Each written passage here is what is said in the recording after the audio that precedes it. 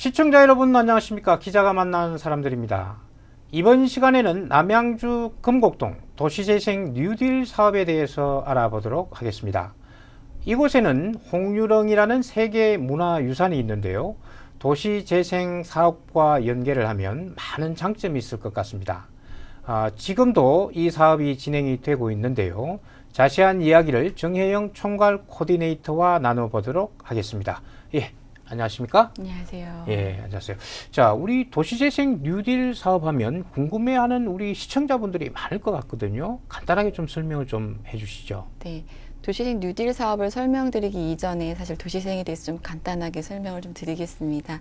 도시재생이라는 것은 사실 기존 원도시 인구가 감소하고 산업이 쇠퇴해서 기존의 도시의 기능을 하지 못하고 있는 지역에 대해서 활력을 불어넣는 사업인데요. 근데 도시생 뉴딜 사업이라고 이름을 붙였던 이유는 단순히 활력뿐만이 아니라 주거 복지, 그다음에 일자리, 그다음에 거버넌스 차원에서 주민 참여까지 확대해서 하겠다라는 의도가 담긴 이름으로 도시생 뉴딜 사업이라고 부르고 있습니다. 아, 그렇군요. 기존 도시재생 사업의 일자리와 주거 복지 이런 네네. 개념들이 좀 포함이 예. 되어 있군요. 네. 예, 그렇군요. 자, 그렇다면 우리 그 금곡동 도시재생 사업은 네. 언제부터 이제 진행이 됐는지 좀 얘기 좀 해주시죠. 네. 금곡동 도시재생 사업은 2017년도에 선정은 되었고요. 선정된 이후에는 조금 준비 단계가 있었습니다. 그 후로 2017년 4월 말에 현장 도시지원센터가 개소하면서 주민들과의 다양한 프로그램 의견 수렴을 거쳐서 현재 1년 반 정도 진행을 하고 있습니다. 아, 그렇군요. 2017년부터 이제 이 사업이 본격화가 됐는데요. 다른 지역과는 달리 이제 그 홍유령이라는 세계 문화유산이 있기 때문에 네네. 이것과 접목해서 사업을 진행하면 굉장히 큰 장점이 있을 것 같거든요. 어떻습니까? 네네. 네, 그렇죠. 뭐 과거에는 홍유령이 사실은 긍정적인 지역의 자산이라기보다는 개별 신축이나 아니면은 새로운 개발을 못하게 하는 장애 요인으로 많이 작용을 하고 있었습니다. 그런데 오히려 도시재생 사업을 하면서 세계 문화유산이 지역에 있다는 것은 컨텐츠로도 활용할 수 있고 또 스토리도 가능하고요. 그거를 발전화해서 마을 관광까지 확대할 수 있는 큰 자원이라고 볼 수 있습니다. 그렇군요. 그렇다면 이 도시재생 뉴딜 사업은 아무래도 이제 주민들의 적극적인 이제 참여를 이끌어내야 되는 부분이 가장 중요한 것 같은데요. 네네. 우리 도시재생 지원센터에서도 현장 지원센터에서도 이 부분에 대해서 굉장히 이제 그 역량을 집중하고 있는 걸로 알고 있는데 주민들을 좀 이렇게 참여하게끔 하는 이런 대책들 뭐 준비하고 있는 게 있나요? 네. 뭐 도시생 특별법상에서는 도시생 대학이라든지 주민공모사업이라든지 교육 여러 가지들을 시도하게 되어 있습니다. 그래서 이제 그 사안들은 저희도 진행을 하고 있고요. 사실 주민 참여 이전에 주민들이 참여했던 경험이 사실 부족합니다. 그래서 그런 것들을 좀 경험적으로 축적하는 과정에 주민공모사업이라든지 아니면 주민 모임 공간을 기획하고 운영을 직접적으로 한다든지 아니면 마을 기업을 활성화할 수 있는 컨텐츠를 개발한다든지 해서 실제적으로 단순한 참여가 아니라 운영과 기획까지 모두 포함한 참여를 이끌어내려고 다양한 것들을 기획을 하고 있습니다. 그렇군요.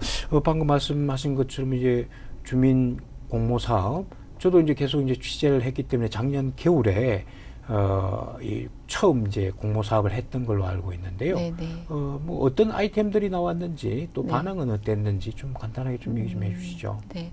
금곡동에 아마 지나가 보시면 알겠지만 사람들이 그렇게 많이 있다고는 표현하기 어려울 거예요. 그런데 저희가 주민공모 사업을 작년에 했을 때 총 7개에서 8개 팀이 들어왔고요. 그 중에는 뭐 홍유령을 모티브로 한 그 노래를 창작하는 청년 모임도 있었고요.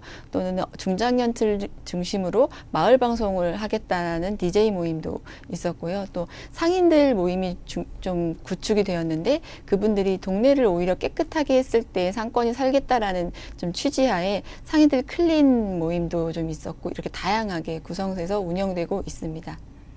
그렇군요. 그 아이템으로만 끝나는 것이 아니라 그것이 이제 계속 사업으로 연계될 수 있도록 이렇게 이제 지원도 또 계속 해야 되겠네요. 그렇죠? 네, 뭐 모든 모임이 다 마을 기업으로 된다는 건 사실 어떻게 보면은 굉장히 이상적이긴 하고요. 어떤 모임은 모임에서 계속 확대하는 모임으로 가기도 하고 어떤 경우는 그거를 마을 기업의 아이템으로 좀 활용하는 경우도 있습니다. 근데 아직 1년 반 정도밖에 되지 않아서 기존에 있던 제품이나 이런 부분들에 대해서 조금 집중을 하고 있고 마을 기업에 대해서는 이제 올해 하반기 지원을 할 계획입니다. 그렇군요. 자, 그 마을 기업과 관련해서 이제 마을을 대표할 수 있는 로고라든지 아니면 디자인 이런 것들과 관련해서 이제 주민 투표도 진행을 했던 걸로 알고 있는데요. 네네. 어떻게 그 결과가 나왔나요? 네. 그래서 간단하게 왜 금곡동에 마을 로고가 필요하지라고 의문을 가지시는 분들이 좀 계실 것 같아서 좀 설명을 드리면요. 사실 금곡동 하면 원도심입니다. 옛날에 미금시가 있던 자리. 근데 금곡동을 사랑해서 이제 너무 좋아해서 거주하고 계신 분들은 솔직히 많지는 않을 수도 있습니다. 그래서 금곡동의 정체성 그리고 애착심을 불러일으키기 위해서 이제 로고를 제작을 했고요. 이 로고는 나중에 거리 퍼니처라든지 아니면 마을 상품을 개발됐을 때 포장 디자인도 활용해서 금곡동 하면 이미지로 떠오를 수 있도록 개발을 하려고 합니다. 그렇군요. 그때 한 3가지 정도 이렇게 아이템이 나왔던 것 네네. 같은데요. 네. 뭐가 있었었죠? 꿈당금, 그 다음에 홍유랑 그런 한 3가지 정도가 있었는데요. 그 중에 이제 하나가 주민들하고 외부 전문가, 그다음에 외부 주민들의 투표에서 하나가 이제 선정이 되었고요. 향후 요거를 가지고 디자인 가이드라인까지 확장해서 나중에 주민들과 공유할 계획입니다. 그렇군요. 이게 이제 그 일반 회사로 치면은 BICI처럼 이렇게 이제 맞습니다. 금곡동을 대표할 수 있는 브랜드 로고를 만들어서 이제 마을 기업 제품에 이 상표를 이제 부착을 해서 판매도 하고 이게 네. 또 잘 되면 일자리도 창출되고 네. 이런 긍정적인 마중물 역할도 할 수 있는 그런 효과가 있겠습니다. 그죠?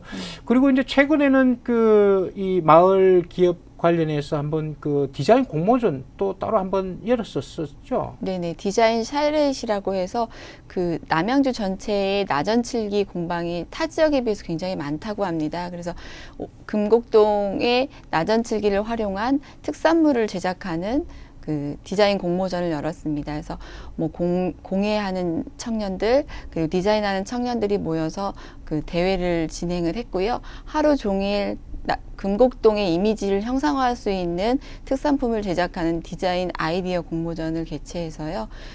여러 가지가 나왔는데요. 컵잔이라든지 아니면 바나나 거리 그리고 모빌 이런 것들이 나와서 향후에는 시제품으로 좀 개발할 수 있도록 지금 고민하고 있습니다.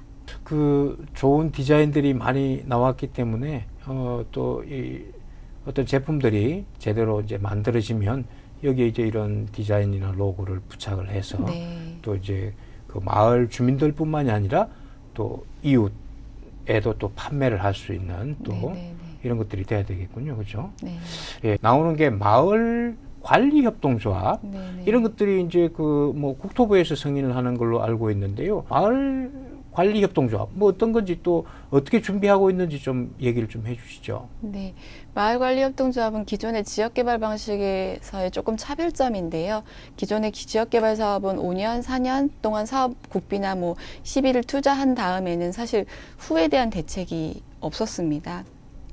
네, 이제 도시재생 사업은 건물이 지어지거나 아니면 물건이 생산되었을 때 추후에 주민들이 스스로 자생적으로 그것들을 활용하고 일자리나 아니면 복지를 계속 지속할 수 있는 모티브가 됐으면 좋겠다라고 해서 마을을 관리하는 이제 회사를 만들었으면 좋겠다라는 의지인 거고요. 그 중에서 주식회사 같은 경우는 일부 몇몇의 소유에 의해서 운영될 확률이 높으니 협동조합을 구성해서 다량의 조합원들이 함께 운영하는 형태 그리고 함께 수익을 재분배하는 형태로 진행을 하는 게 이제 좋겠다라고 해서 마을관리 협동조합이라 이름을 붙였습니다. 저희 금곡동도 주민협의체가 5년 후 사업 후에는 마을관리 협동조합으로 전환하기 위해서 협동조합 교육이라든지 아니면 주민 모임 고유번호증 발급이라든지 이런 절차를 밟고는 있는데요. 마을관리 협동조합 자체를 어떤 수익 구조가 날 수 있는 아이템을 갖느냐는 이제 사업 기간 동안 사실 발굴해야 되는 상황입니다. 네. 그렇죠. 쉽지는 않겠지만 네. 계속적으로 좀 터전을 만드는 데 노력을 해 주셔야 될 것 네네네. 같고요. 아무래도 좀 앞으로 이제 특화해서 어떻게 하겠다 이런 좀 계획이 좀 있으실 것 같아요. 주민들하고 계속 논의하고 있는 과정이기는 한데요. 사실 쇠퇴하고 있던 지역이 단 4년에서 5년 사이에 활성화가 된다는 건 어쩌면 요행일 수도 있습니다. 그래서 도시재생 사업은 약 10년에서 20년 지역을 바라보고 해야 되는데요. 그래서 도시재생 사업 자체를 이제 마중물 사업이라고 부르는 이유도 이곳에 있습니다. 그래서 앞으로 저희는 도시재생 사업 이후 도시재생 센터가 없어지더라도 지역 주민들이 자생적으로 지역을 활성화할 수 있는 근거를 만들기 위해서 뭐 마을 협동조합이라든지 아니면 상점과 상인의 확대라든지 이런 부분에 대해서 조금 더 집중해서 진행하려고 합니다. 그 도시재생 뉴딜 사업을 이제 계속 진행을 하면서 아마 어려운 점들이 좀 많이 있었을 것 같아요. 어떤 부분들이 어렵나요?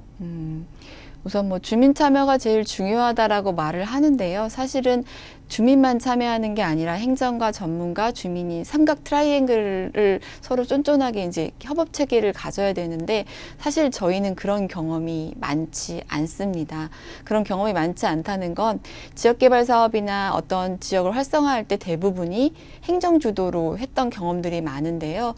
이 경험들 틀을 깨고 새로운 거버넌스를 형성해서 이제 함께 논의하고 결정하는 구조를 갖는 게 가장 어렵습니다. 이제 그러기 위해서 참여를 이끌기 위해서 뭐 공모 사업이라든지 홍보라든지 아니면 마을 기업 지원이라든지 여러 가지 이제 마을 모임들을 지원을 하고 있는데 사실 굉장히 생계에도 바쁘고 일반 생활에도 바쁜 주민들이 모든 사업에 참여한다는 건 사실 아직 어렵고요. 그리고 또 이것들을 행정이 받아서 의견을 수렴하고 그것들을 적극적으로 지원한다는 체계가 아직은 좀 부족해서 만들어 나가고 있는 단계라고 볼 수 있습니다. 네, 그렇군요. 자, 뭐 지금까지 많은 이야기를 나눠봤는데요. 이제 마지막으로 앞으로 이제 이 사업이 어떻게 진행이 되는지 간단하게 좀 얘기를 해주시죠. 네, 도시재생 사업은 이제 통합적으로 지역을 활성화하는 차원에서 처방되는 약이라고 볼 수 있는데요. 저희가 1년 반 동안은 주민 모임 지원 그리고 물리적 사업을 실행하기 위해서 뭐 실시 설계 이런 것들을 진행했습니다. 그래서 물리적 사업 같은 경우는 올해 하반기에 행정복지복합센터가 이제 착공을 시작해서 아마 가시적인 성과가 눈에 보일 수 있을 것 같고요.